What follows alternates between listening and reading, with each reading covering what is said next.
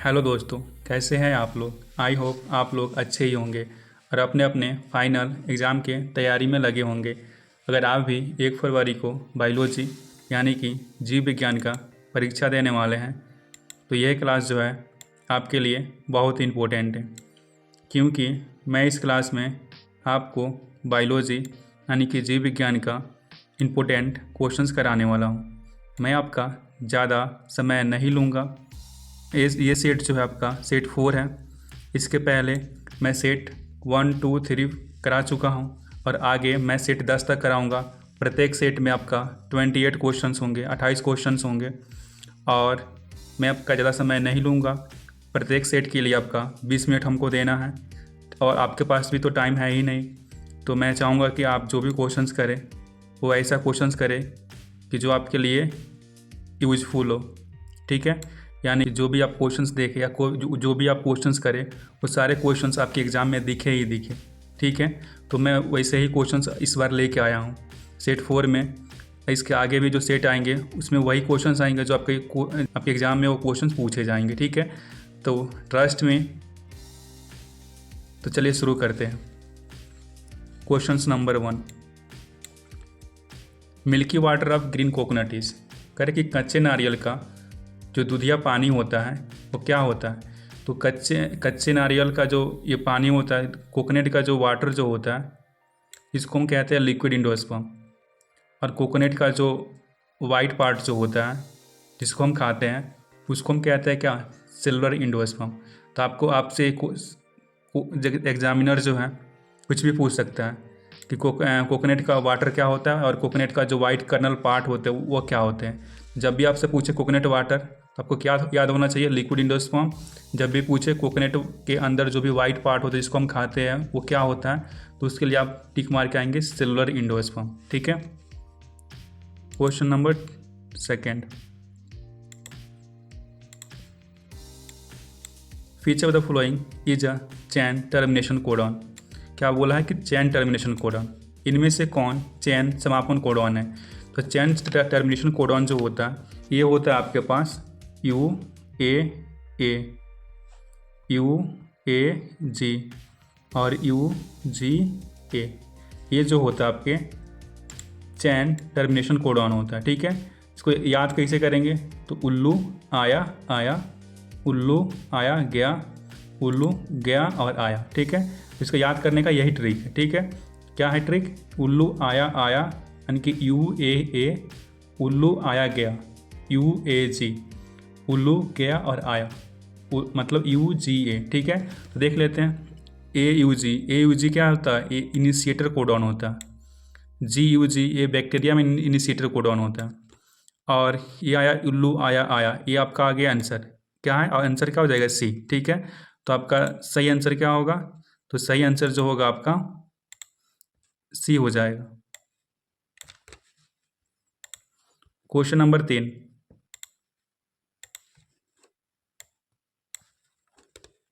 Which of the following cyanobacteria can fix atmospheric nitrogen.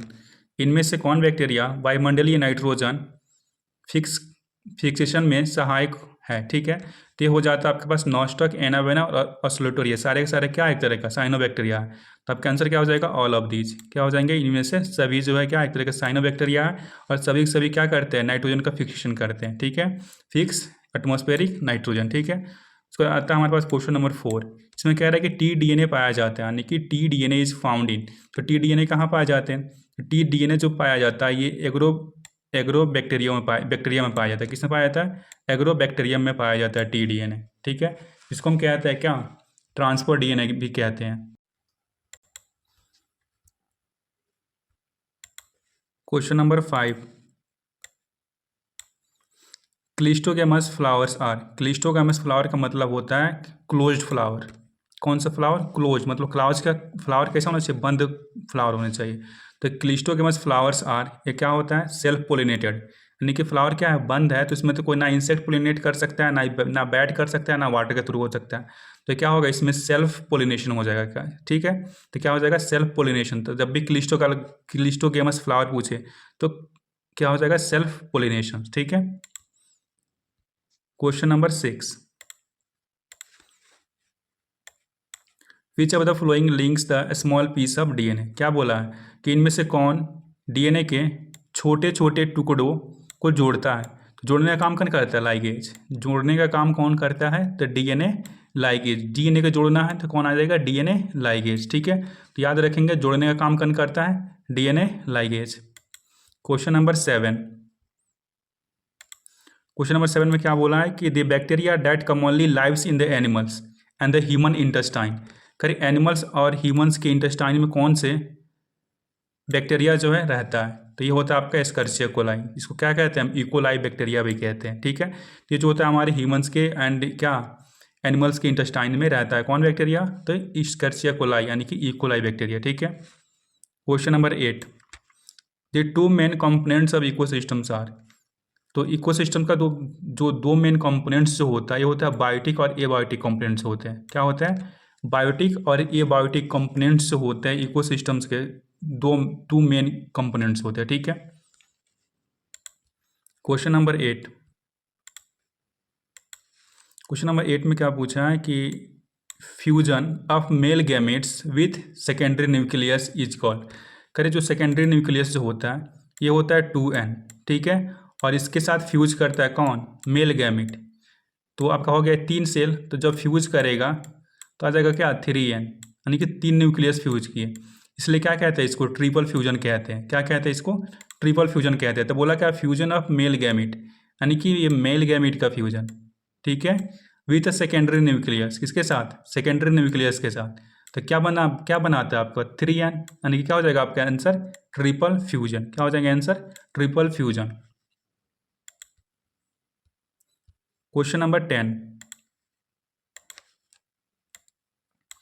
Operon model is proposed by. करें कि ये operon model है किसने दिया था, तो ओपरॉन मॉडल जो है किसने दिया था, तो ओपरॉन मॉडल जो है दिया था ये आपका ओपरॉन का मॉडल जो है, तो आपका आंसर क्या हो जाएगा, जैकब एंड मोनार्ड। तो जैकब एंड मोनार्ड ने क्या दिया था, ओपरॉन सिस्टम। ठीक है, ओपरॉन मॉडल किसने दिया था, जैकब एंड मोनार्ड ने। तो आप इसको रट लेंगे। ये वाटसन एंड क्रिक ने डबल डीएनए हेलिक्स मॉडल दिया था। क्या दिया था, डबल डीएनए हेलिक्स मॉडल दिया था। Question number 11, the driving force for an ecosystems is. करें जो इकोसिस्टम का ड्राइविंग फोर्स होता है वो क्या होता है। ठीक है, तो ये ड्राइविंग फोर्स जो होता है इकोसिस्टम्स का, ये होता है आपके पास सोलर एनर्जी। क्या होते हैं, सोलर एनर्जी, यानी कि सूर्य की ऊर्जा। ठीक है, question number 12, citric acid is produce by. क्या पूछा है, सिट्रिक एसिड। तो साइट्रिक अम्ल का उत्पादन किसके द्वारा होता है, तो साइट्रिक एसिड जो होता है ये प्रोड्यूस करता है आपका Aspergillus Niger. Acidic acid, Acetobacter ACD जो होता है ये एसिडिक एसिड को प्रोड्यूस करता है। ठीक है, तो आप याद रखेंगे क्या कि सिट्रिक एसिड किससे निकलता है, किससे प्रोड्यूस होता है, तो एस्परजिलस नाइगर से। और एसिटोबैक्टर एसिडी क्या निकालता है, एसिडिक एसिड को। Question number 13, anemophily can be best seen in. Anemophily का मतलब होता है हवा के द्वारा, यानी कि वायु परागण का सबसे अच्छा उदाहरण है। तो ये हो जाता है आपका मेज। क्या होता है, मेज। मेज सबसे अच्छा उदाहरण होता है। और दूसरा क्या होता है, ग्रास। ग्रास में और मेज में जो होता है ये होता है विंड पोलिनेशन, इसलिए इसको कहते हैं anemophily. Question number 14, a large cluster of ribosomes is called. करें कि लार्ज क्लस्टर ऑफ राइबोसोम्स को हम कहते हैं पोलीजोम, पोलीराइबोसोम्स। क्या बोलते हैं, पोलीराइबोसोम्स बोलते हैं। ठीक है, राइबोसोम्स का एक बड़ा झुंड कहलाता है पोलीराइबोसोम्स। क्या हो जाएगा, polyribosomes. Question number 15, the importance of ecosystems lies in.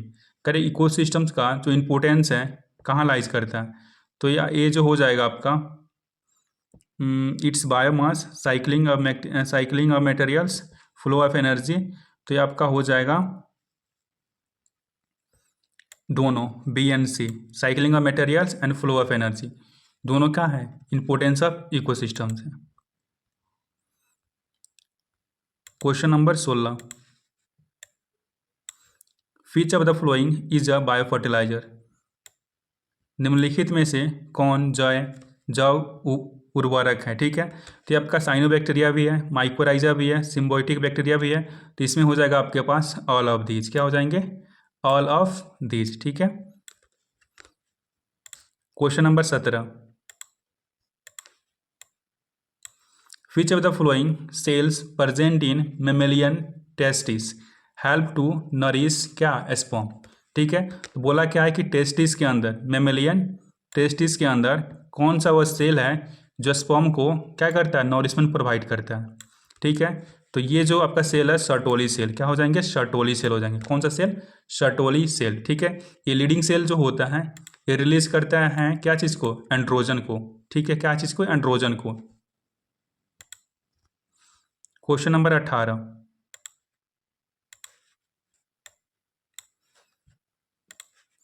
Middle piece of mammalian sperms contain. कह रहे जो मेमेलियन स्पर्म का जो मिडिल पीस होता है, ये जो स्पर्म है,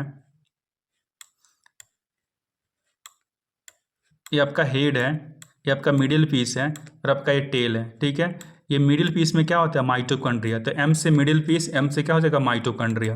तो स्पर्म के मिडिल में क्या होता है, माइटोकॉन्ड्रिया होता है। याद रखेंगे कि स्पर्म के जो मिडिल में जो होता है ये होता है क्या, mitochondria. Question number 19, acrosomes is present in. करें एक्रोसोम्स पाए जाते हैं, तो एक्रोसोम कहाँ पाए जाते हैं, तो एक्रोसोम अभी तो बताया कि वो क्या कहाँ पाया जाता है, स्पर्म में।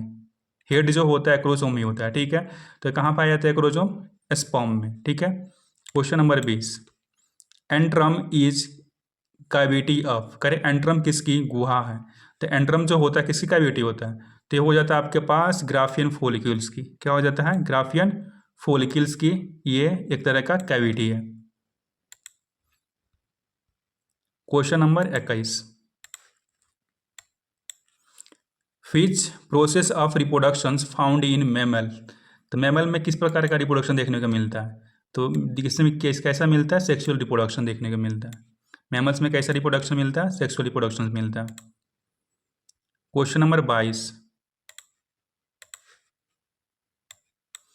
Natural process of contraception work on the principle of. किसके प्रिंसिपल पे काम करता है, तो ये प्रिंसिपल इसका, ये कौन से प्रिंसिपल काम करता है, यानी कि avoiding chances of ovum and sperm meeting. हमारा ऑप्शन क्या हो जाएगा, ए। ये क्या करता है, स्पर्म और ओवम को मिलने से बचाता है। ये क्या कहलाता है, नेचुरल प्रोसेस ऑफ कंट्रासेप्शन। ठीक है, तो ये क्या करता है, आपको ओवम को स्पर्म से मिलने से बचाता है। अगर मिल जाएंगे तो फर्टिलाइजेशन हो जाएगा, और नहीं मिलेंगे तो फर्टिलाइजेशन नहीं होगा, इसलिए इसको रोक के रखता है। Ovulation is induced by the hormone. Ovulation किसके थ्रू होता था, कितना बार बोला गया, LH। जब LH सर्च होती है 14वां दिन पे, तो क्या होता है आपका, ओवुलेशन हो जाता है, यानी कि अंडा जो है ओवरी से बाहर आ जाता है। ठीक है, क्वेश्चन नंबर 24,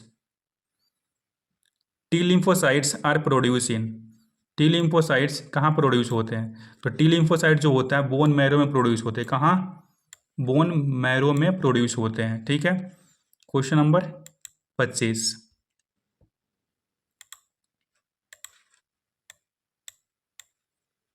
क्वेश्चन नंबर 25। ठीक है, हिस्टामिन्स इज एसोसिएटेड विथ। तो हिस्टामिन जो होता है जब एलर्जिक रिएक्शन होती है बॉडी के अंदर तब ये रिलीज होता है। ठीक है, तो किससे एसोसिएशन है इसका, एलर्जी रिएक्शन से। Question number 26, vaccine of rabies was discover by. क्या रेबीज का जो टीका है किसने खोज किया था, तो रेबीज का जो टीका है ये पाश्चर, क्या है, पाश्चर ने खोज किया था। तो रेबीज का टीका किसने खोज किया था, तो पाश्चर ने। Question number 27, the reaction against immune systems by environmental antigen is known as. इसको क्या बोलते हैं, एलर्जी बोलते हैं। क्या बोलते हैं, एलर्जी बोलते हैं। कह रहे कि जब भी कोई एंटीजन हमारे बॉडी के अंदर इन करता है तो बॉडी में एक तरह का क्या होता है, एक तरह का एलर्जी उत्पन्न होती है। किसके कारण होती है, तो होती है इसके कारण होती है, तो इम्यूनी सिस्टम जो होता है उसमें काम करता रहता है, और क्या क्या क्या करता है, ये एलर्जी रिएक्शंस को इंड्यूस करता है। आपका आंसर क्या हो जाएगा, B. Question number 28, which among the following is use to diminishes the symptoms of allergy. Allergy के सिम्टम को हमको कम करनी है तो क्या यूज करेंगे, एंटीहिस्टामिन। क्या यूज करेंगे, एंटीहिस्टामिन को हम यूज करेंगे। ठीक है, तो टोटल क्वेश्चन कितने थे, 28। 28 क्वेश्चन हमारे समाप्त हुए। तो अगले जो नेक्स्ट सेट आएगा, सेट 5, आप उसको भी देख लीजिएगा। ठीक है, तो thank you, like and subscribe करके ही जाना। Thank you.